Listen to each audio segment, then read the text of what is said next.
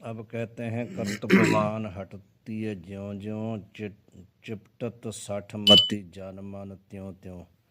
जैसे कहते वो अहंकार करके पीछे हटती है ना पुरुष से, तो जो मंद बुद्धि वाले लोग हैं जो उसमें असक्त हैं वो बार बार मूर्ख सट करता, जो मूर्ख है मूढ़मती है वो बार बार उसको चिपकता है, बार बार उसकी तरफ जाता है। जितना वो पीछे हटती है अहंकार से पीछे हटती गुमान करके, उतना ज़्यादा वो कहते जो बुद्धि मूर्ख बुद्धि है वो चिपटते हैं उसको। कब हो कता को वांछित करके मरण अंत छोड़त ना पकड़ी के। कभी कभी उसकी जो इच्छा है ना उनके अंदर जो जाग जाती है उसको मिलने की, उसके साथ संबंध करने की, वो इस प्रकार चिपक जाती है कि मरण अंत उनको नहीं छोड़ती इच्छा। वो उनके अंदर संस्कार जो बैठ जाते हैं ना स्त्री के, मरण पर्यंत निकलते नहीं हैं। उसी उसी को याद करते रहते हैं अंतकार जो स्त्री सिमरे। इसलिए कहा ना ऐसी चिंता में जे मरे, ऐसे जो होते हैं। पढ़े पुराण वेद स्मृति गीता तर्क निपुण पुनि किन्हु न जीता। एक और बात करते हैं कि आम मनुष्य की बात छोड़ो, जो पुराण में पढ़ा है, गीता भी पढ़ा है, स्मृति भी जिसने पढ़ी है और तर्क में भी निपुण है, जिसको कोई जीत नहीं सकता। भाई न्याय शास्त्र का भी इतना ज्ञाता है कि उसको कोई जीत नहीं सकता, यानी पारंगत पंडित है हर एक शास्त्र में। कर्त अधीन तीय तीय ऐसे बाजीगर बंदर को जैसे। ऐसा विद्वान है ना जो उसको तीय इस प्रकार अपने अधीन कर लेती है जैसे बाजीगर ने बंदर पकड़ा होता है ना, तो वो जैसे नचाता है वैसे ही नाचता है, ऐसे कर लेती है, भले कितना बड़ा विद्वान भी क्यों ना हो। सब कुछ मन भावत करवावत, जो भी चाहती है ना उसे करवाती है, जैसे बंदर से वो करवाता है। पढ़े पशु ही बल भांति नचावत, पढ़ा हुआ जो विद्वान है उसको पशु की तरह नचाती है, जैसे पशु नाचता है, बंदर एक पशु है ना ऐसे ही नाचता है वो।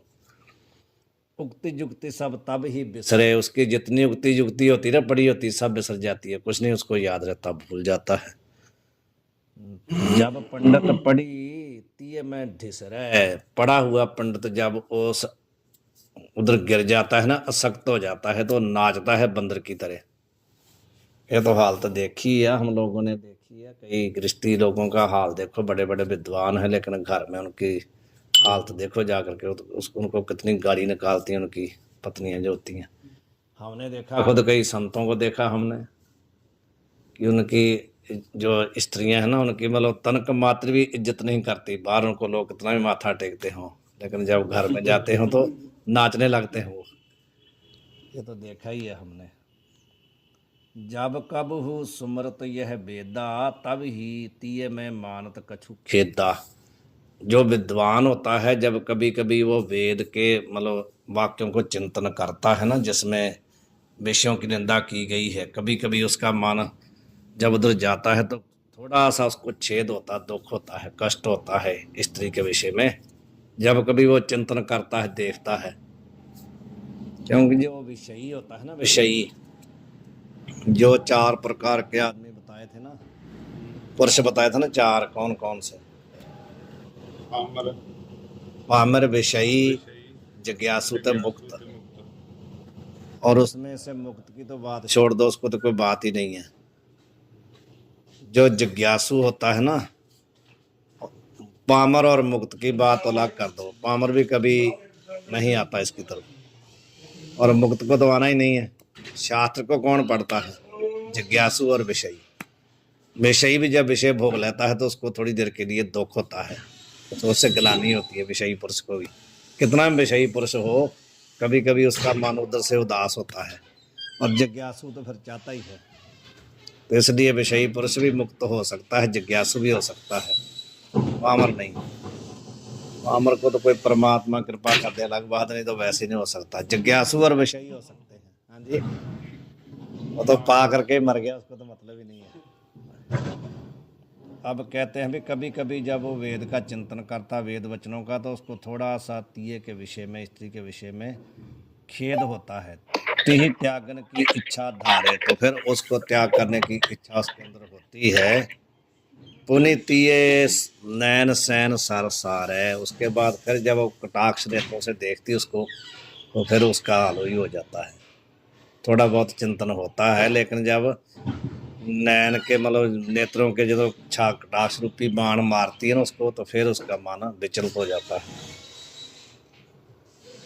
ऐसे ही हुआ अजामल के साथ भी, ऐसा ही हुआ। अजामल भी तो बहुत बड़ा विद्वान पंडित था ना, उसके साथ भी ऐसा ही हुआ। इस प्रकार अधीन हो गया, देखो मतलब उसकी कितनी जिंदगी उसी में बीत गई, नष्ट हो गया अंत तक। बहुत बड़ा पंडित था, विद्वान था। जहर कटाक्ष नैन सर बोरै, जब कहते हैं भी वो कटाक्ष रूपी जो जहर है ना उसके साथ मिले हुए जो नेत्र रूपी, नेत्र रूपी जो उसके बाण है ना, जब उसको मारती तो उसमें डूब जाता है। उसके नेत्र रूपी बाण कैसे हैं, उसके राक्ष रूपी जहर से मिले हुए बाण है। सैन जो इशारा करती है, उसका नेत्रों का इशारा रूपी बाण है। वो बाण कैसा है, टाक्ष रूपी जहर से मिला हुआ है। टेढ़े नेत्रों से जब देखती है उसको, ताक कमान भौं जुग जोर है, जब कहते दोनों भौं जोड़ लेती है ना, तो मानो बाण बन जाता है दोनों का। तो दोनों से जब उसको देखती है, तकती है, तो डूब जाता है, फिर वो उसको पता नहीं चलता। मारत सारत ये सब जन को, विज्ञहु बचत न ठान 60 गन को। मारत सारत, जब सैन मारती है, इशारा करती है ही ये सब जन को, तो जितने लोगों का हृदय है ना वो बिंद जाता है। विज्ञहु बचत ना, कहते विज्ञहु, जिसकी बात कह विज्ञान जो विद्वान है ना वो नहीं बचता, तो जो आम पुरुष है उसकी क्या हाल होगा। जो 60 है, जो महामूढ़ है, उसका तो बचाव होने का प्रश्न ही नहीं है। जब विद्वान ही उसमें डूब जाता है, उसकी सुरती सब भूल जाती है, तो फिर आम आदमी का क्या हाल होगा। बात भी सही है। जब हम लोगों को ऐसा होता है, हम लोग हर रोज चिंतन करते हैं, तो हम लोगों को होता नहीं क्या, अभी भी होता है हम लोगों को, तो अभी भी होता है ना। अब जब भी हम विषय को देखेंगे तो हमारा मन हिल जाता है अंदर से। हम लोग 24 घंटे जहाँ रहते हैं, डरते हैं, सब कुछ करते हैं, तो आम आदमी का क्या हाल होगा। आम आदमी तो बच नहीं सकता ना, उसको तो बहुत मुश्किल है। नहीं पर फर्क क्या हमारा है अपने को, नहीं मतलब फर्क तो है। वही तो कह रहे हैं कि फर्क का मतलब है भी, जब फर्क होते हुए भी उसको डुबा लेती है, खींच लेती है, कभी ना कभी फंस जाता है ना आदमी, तो फिर आम आदमी का क्या हाल होगा, जो कभी इस तरफ आया ही नहीं, जिसका ये मार्ग ही नहीं है। जो इस मार्ग में है वो भी विचलित तो हो जाता है, कभी ना कभी हो ही जाता है ना, तो फिर आम आदमी का क्या हाल होगा। बचा बचा आदमी, सारी जिंदगी उसने बचा के रखी है, अंत में कभी ऐसा चक्र होगा तो उसकी जिंदगी सब बर्बाद हो जाती है।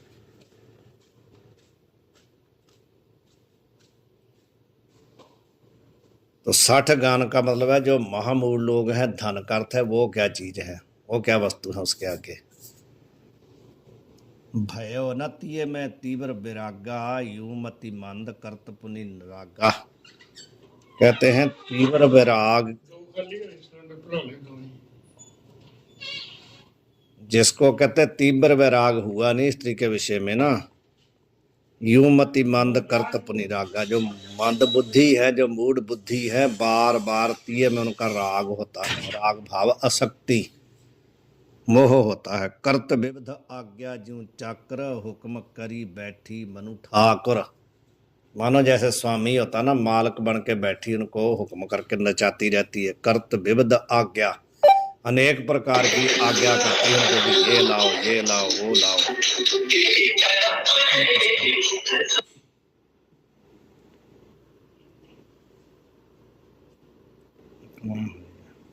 पता नहीं। ये कोई निहंग संगीत नहीं, कौन है ये वाला।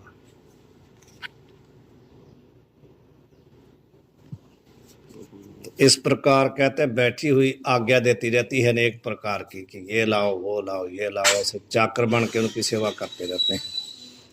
जे नर नार नैन सर बीधे, तिनके ही होत नहीं सीधे।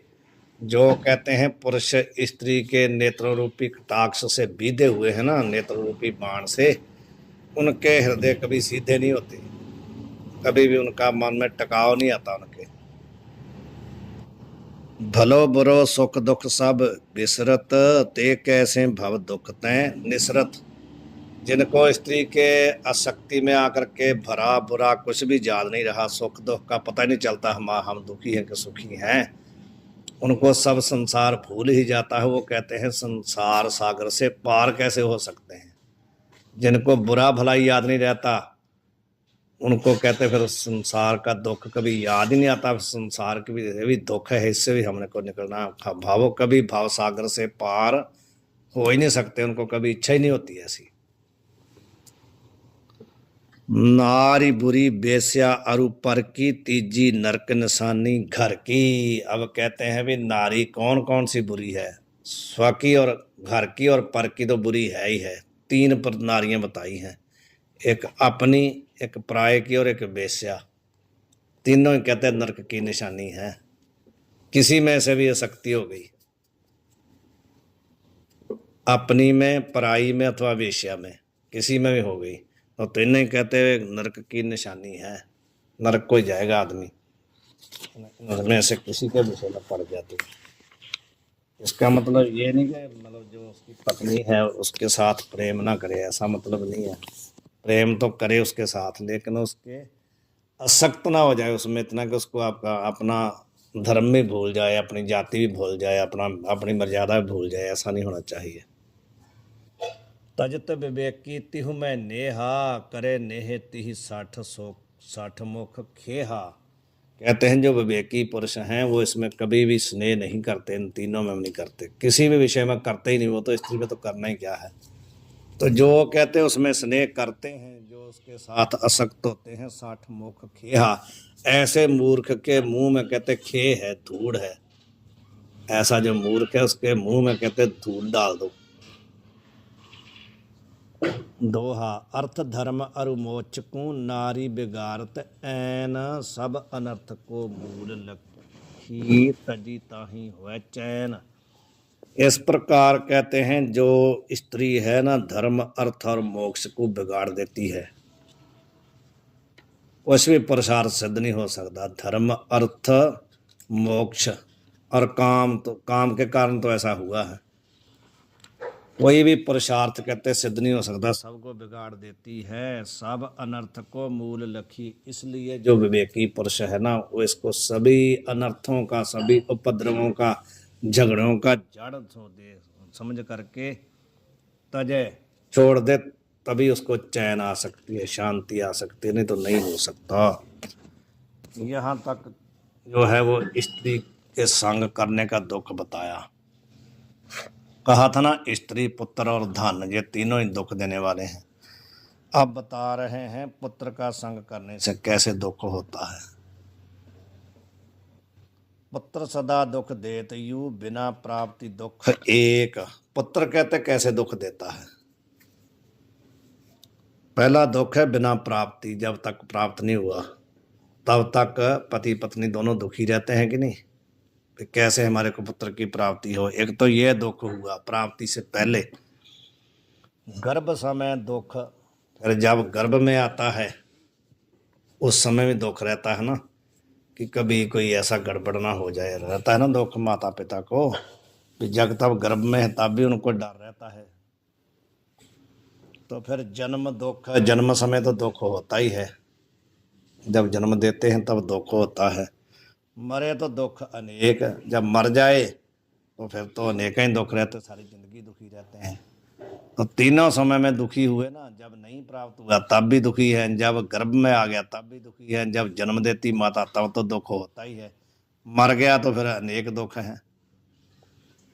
चौपाई गर्भ धरत जौलों नहीं नारी, दुख दंपति मन तौलों भारी। जब तक जो स्त्री है ना गर्भ धारण नहीं करती तब तक भी दोनों पति पत्नी दुखी रहते हैं। भी पता नहीं क्या बात है, क्यों नहीं बच्चा गर्भ में आता रहते हैं ना दुखी।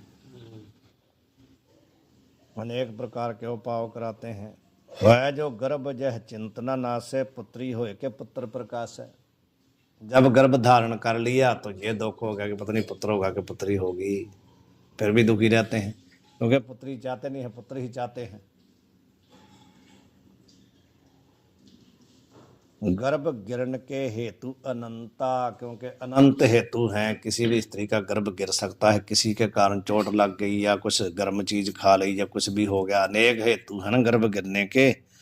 तिनते डरत करत अति चिंता, तो गर्भ गिरने का भी डर रहता, तो चिंता करते रहते हैं दोनों ही। है जो पूत नव मास बिहाने, मानो 9 महीने बीतने के बाद पुत्र पैदा हो गया, कोई कष्ट नहीं, मतलब कोई ऐसा नहीं हुआ, बिगाड़ नहीं हुआ। जननी जनक अधिक दुख साने, फिर भी कहते हैं कि यो पुत्र पैदा भी हो गया 9 महीने के बाद, फिर भी वो दुख के साथ दुखी हैं दोनों ही, जननी और जनक दोनों। क्यों? नवग्रह में एक द्वय नहीं बिगड़े, ये तो रहता है डरना और कुछ ना हो तो भाई कोई ग्रह नक्षत्र ना बिगड़ जाए, नौवा जो एक भी बिगड़ गया तो गड़बड़ हो जाएगा, तब भी दुखी रहते हैं। अस जन को जन्म न जग सगरे, बिगड़े ग्रह की निस दिन चिंत। तो कहते हैं ऐसा कोई भी संसार में पैदा नहीं हुआ जिसके जन्म होने पर एक आधा ग्रह ना बिगड़ा हो। 9 ग्रह तो किसी के अनुकूल रहते नहीं ना, एक आधा तो बिगड़ा ही रहेगा ना, तो इसलिए ये भी डर रहता है कि कोई ग्रह बिगड़ गया तो गड़बड़ हो जाएगा। बिगड़े ग्रह की निस दिन चिंता, करत मात पितु बैठ इकंता। ये कोई ग्रह बिगड़ गया तो नुकसान हो जाएगा, कहते बैठ के एकांत में ऐसा चिंतन तो करते ही रहते हैं कि कोई ग्रह नक्षत्र ना बिगड़ जाए। शिशु उदास होए तब तजी बोबा, जब कभी कहते शिशु उदास हो जाता है तो माता का स्तनपान नहीं करता, दूध नहीं पीता ना, तो फिर भी कहते हैं तब दो मिल लागत रोबा, धोने रोने लगते हैं बैठ करके माता पिता भी, पता नहीं क्या हो गया, बच्चा दूध नहीं पी रहा, क्या हो गया, कैसा हो गया। यूं चिंतन कछु गए महीने, दांत पूत के निकसे झीने। इस प्रकार मानो कितने महीने बीतने के बाद जब बच्चे के दांत निकलते हैं, दूध पीने वाले दांत निकलते हैं, तो मर्तबाल बहु निकसत दंता, बहुत बालक तो दांत निकलने पर मर भी जाते हैं, यदि नहीं मरते हैं तो फिर दुर्बल तो हो ही जाते हैं, बहुत ज़्यादा कमज़ोर हो जाते हैं।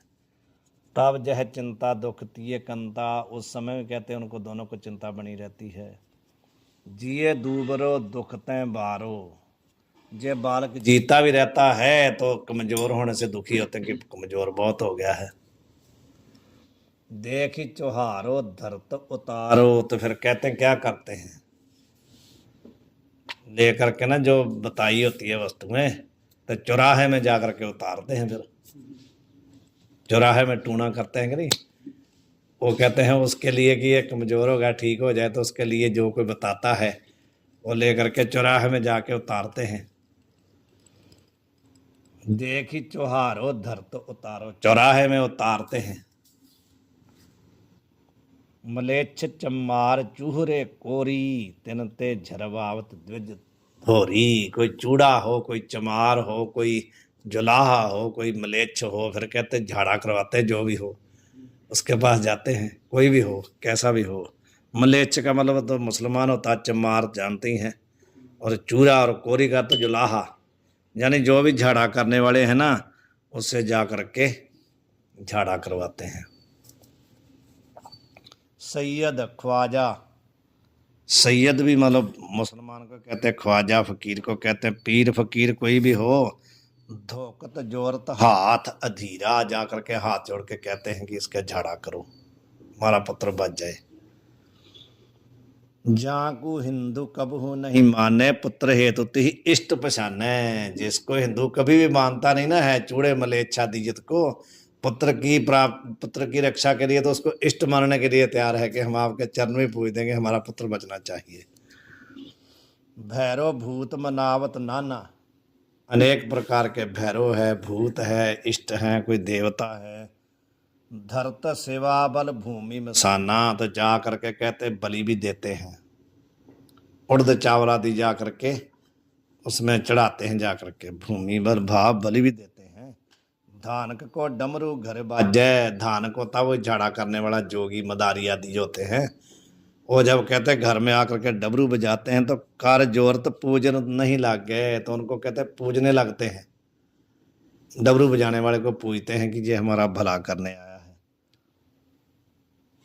पूजना कहते पूजते नहीं लाजे, कोई प्रकार की अपनी जाति का अपने मर्यादा का कोई लज्जा नहीं करते, शर्म नहीं करते, तब भी उनको पूजते हैं। और जंतर ताबीज घनेरे, जंतर बना करके तबीज बना करके बहुत प्रकार के लिखी मढ़वाए पूत गर गेरे, लिख करके मढ़वा करके तबीज अपने पुत्र के गले में डालते हैं। निज कुल में एक अच्युत पूजा, जिनके कुल में परमात्मा के सिवा और किसी की पूजा होती ही नहीं है ना, सारी जिंदगी उन्होंने परमात्मा की ही पूजा करी है। किन्हु न सुपनहु सुमरे दूजा, सपने में भी जिनको किसी और किसी का चिंतन नहीं होता बिना सिवाय परमात्मा के, ऐसे लोग भी सो कुल नेम पूत हित त्याग्यो, वो अपने कुल का जो मर्यादा है ना सभी त्याग देते हैं पुत्र के लिए, जो भी करना चाहे करने लगते हैं।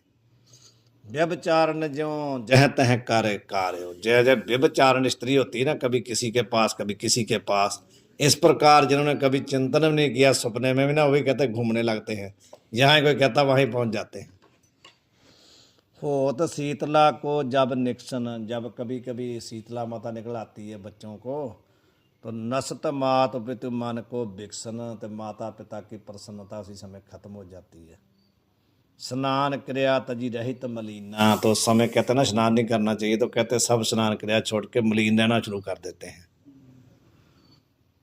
परमदेव गदहा को कीना, तो जो माता का वाहन है ना गदगा, उसको ही परमदेव मानते, उसकी पूजा करने लगते, गधे को ही कहते पूजते हैं कि माता हमारा पुत्र ठीक करो, हम आपके वाहन की पूजा करते हैं। मोरी बाग बक्सहु शिशु मोरा, कहते हैं कि हे माता अपने वाहन की वाग हमारी तरफ मोड़ करके ना, तो कहते हमारे बालक को बख्श दो। गदहा मात चराऊं तोरा, हे माता मैं आपके गदहा आपके वाहन को उसकी खुराक देता हूँ, चुराता हूँ, खिलाता हूँ, मेरा पुत्र बख्श दो। यूं कहीं चना गोद में धार है, वो चना खाता है ना वो, तो कहते हैं कि अपनी झोड़ी जो पहना होता है ना कोई कुर्ता जो भी, उसी को झोड़ी बना के उसमें चना डाल देते हैं। विनती कर गदहा को चारें, तो विनती कर करके गधे को चना चराते हैं कि माता कृपा करके बख्शो। अस अनंत दुख तय शिशु पारण, इस प्रकार अनंत दुख प्राप्त करके शिशु का पारण करते हैं। जुबा होत लो और हजारन, जब तक जवान नहीं होता पत्नी कितने दुख उठा करके उसका पालन पोषण करते हैं। उम्र पूत की है जो थोड़ी, मरी है करू उपाय करोरी, यदि कोई बता देता है कि अब इसकी उम्र बहुत कम है मर जाएगा, तो अनेक प्रकार के उपाय करते हैं कि हमारा पुत्र बच जाए। मरे मात पिता कूट ही माथा, तो यदि फिर भी मर जाए तो माता पिता क्या होता है, माथा मारते हैं दीवारों के साथ, अपना माथा पीटते हैं। मानी आपको दीन अनाथा, बहुत अपने आप को दीन अनाथ मान के माथा पीटते हैं। हाय हाय करी निस दिन रोवें, रात दिन रोते रहते हैं, हाय हाय करते रहते हैं। कर धिक धिक निज जन्म बिगोवे, अपने आप को धिक्कार फिट्टे मुंह कह करके अपना जन्म बिगाड़ लेते हैं। पूत मरण को है दुख जैसो, लखत सपूत अपूत न तैसो, कहते जब पुत्र मरने का दुख होता है ना, वो उसी को मालूम है जिसके यहाँ पुत्र होता है, जो पुत्र वाला है उसको पता होता है। अपूत, जिसके घर में पुत्र ही नहीं है उसको पुत्र मरने का दुख थोड़ी पता होता कैसा है। अपूत कहते कैसे जानता है, इसलिए तो ये कह देते हैं कथावाचक कि उन बाबाओं को क्या है जिनके घर में कुछ नहीं, उनके पास जाते हो, उनके खुद के कुछ नहीं तो आपको क्या करेंगे, उनको क्या पता। कहते हैं उनके जाके पास रोते हो तो वो क्या कहेंगे, उनके कभी पुत्र हुआ नहीं तो क्या, उनको क्या मालूम है।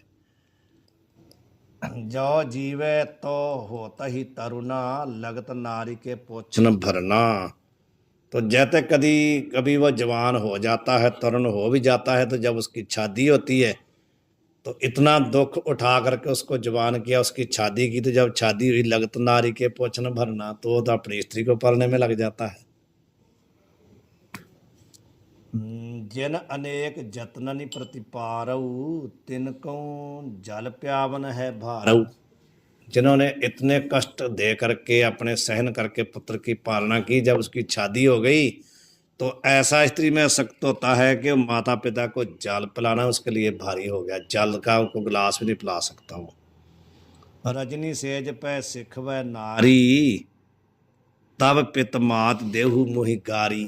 तो जब रात को कहते हैं सेजा पे सोते हैं तो नारी उसको जब सिखाती है ना माता पिता के उलट, तो उठ करके कहते फिर माता पिता को गाली ही निकालता है और कुछ नहीं है। सपूत तो प्रातः ही उठ के, यदि सपूत होता है, श्रेष्ठ पुत्र होता है, अच्छे संस्कार वाला होता है, तो नवे दूरते माथ ना गठ के, कहते हैं माता पिता को नमस्कार तो करता है लेकिन दूर से ही करता है। स्त्री का जो है ना रात का सिखावना उसके ऊपर भी पड़ जाता है, भले वो सुपुत्र तो है, अब नमस्कार तो करता लेकिन दूर से ही करता है, माता पिता के पास आकर के उसके पांव छू करके नमस्कार नहीं करता, दूर से ही करता है। चाहे माता पिता आवे नेरे पूत न सन्मुख आँखों हेरे। माता पिता चाहते हैं कि हमारे पास आकर के हमारे को नमस्कार करे, हमारे पांव छुए, लेकिन कहते हैं पुत्र तो उनकी तरफ देखता भी नहीं, दूर से ही ऐसे कर देता है, उनके पास में तो आना ही क्या। होय कपूत तो उठते ही प्राता वचन गारी संभकी असुहाता। यदि कपूत होता है, बिगड़ा हुआ होता है, तो फिर तो उठते ही कहते हैं उनको ना सहन करने वाले गारी के समान वचन कहता है, कठोर वचन बोलता है। जुदव होए ले सब धन को घर को धन दे मित मात ही एक दिन को तन। तो जब स्त्री में आसक्त हो जाता है तो इतना बिगाड़ देती है, को कहते घर का सारा धन लेकर के अलग हो जाता है। माता पिता के पास तो कहते हैं उनका शरीर ही केवल छोड़ता है, बाकी कुछ नहीं छोड़ता, बाकी सब लेके अलग हो जाता है। फेर ही संभारत कब हूँ न तिनकू पोछत सब दिन तिये निज तिनकू। फिर कभी उनकी संभाल नहीं करता, रात दिन अपना और अपनी स्त्री का पालन पोषण में लगा रहता है। देख लेत पित मात उसासा। तो जब ऐसी हालत होती है तो माता पिता देख करके लंबे लंबे श्वास लेते हैं, हौके जिसको हम बोल देते हैं। या विधि पुत्र सदा दुख रासा। इस प्रकार बताया कि जो पुत्र है ना वो सदा ही दुखदायक है, जब प्राप्ति नहीं हो तब भी, जब प्राप्ति है तब भी, जब मर जाए तब भी, दुख ही दुख है तीनों समय। दोहा कर विचार जून देखिए पुत्र सदा दुख रूप। सुख चाहत जे पूत तैं ते मूढ़न के पूप।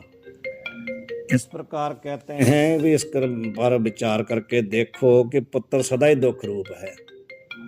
तो ऐसा कहते हैं, ऐसे दुख रूप पुत्र से जो लोग सुख चाहते हैं ना, ते मूढ़न के भूप, वो तो कहते मूर्खों के राजा है मानो, जो अभी भी इतना समझ करके भी पुत्र से सुख चाहते हैं, वो तो मूढ़ों के राजा हैं, सबसे बड़े महामूर्ख हैं।